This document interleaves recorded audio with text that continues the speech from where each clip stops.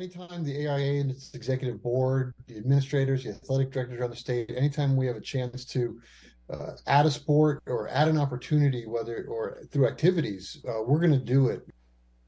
Get the flags out, ladies. It's time for some football. And developing news out of Arizona overnight, girls flag football is the newest sport sanctioned by the Arizona Interscholastic Association, set to kick off next fall.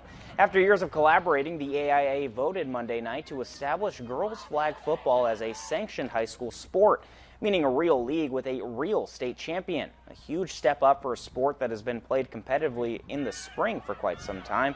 Over the past 2 seasons, the AIA has observed flag football leagues across Arizona, specifically in the Phoenix area that featured member schools. An exploratory committee then convened to gather information on those games and to create a rule book. Now, the guidelines the AIA will adopt were based on rules from the few other states that carry flag football, and its fall season will coincide with the tackle football championships.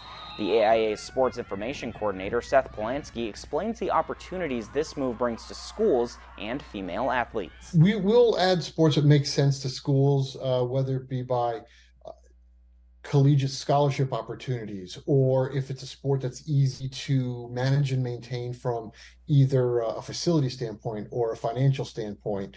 Kids are in high school only once. We might as well make it the best we can for them.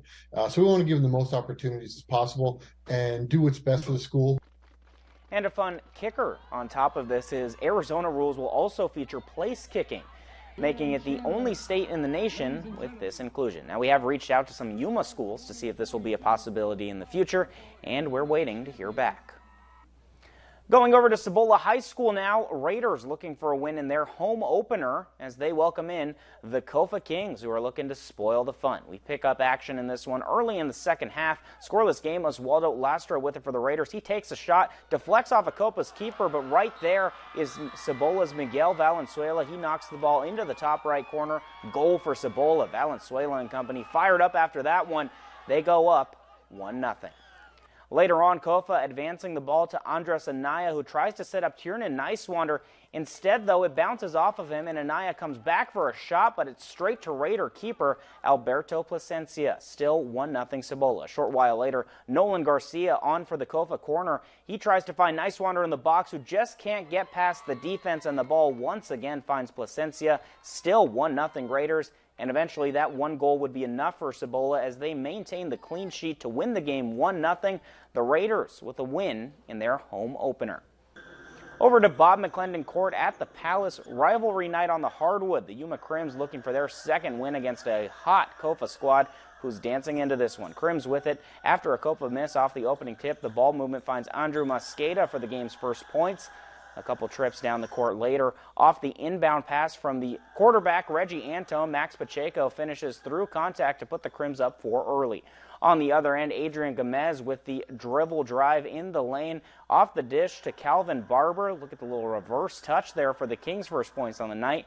Now, Kofa moving it around the arc. Gomez swings it around the corner for Francisco Jimenez, dialing it up and connecting from deep. Kofa takes their first lead of the night, and then it would start raining triples. Jimenez coming off the screen. Himany, 1, 2, 3, another triple for the senior, and we're not done yet. Jimenez swings it this time to the three-party Joaquin Anaya. He nails the triple to put the Kings up 7. 3 of his 24 points on the night, but here come the Crims. Pacheco into Mosqueda, and he rumbles his way through contact and off the glass. Count the bucket and the foul.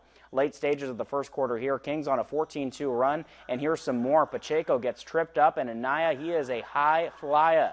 Rises up all the way for the dunk. Kofa takes their largest lead of the night, up by 15. The Crims would close the gap down to 6 in the first half as we see a bucket from Reggie Antone there.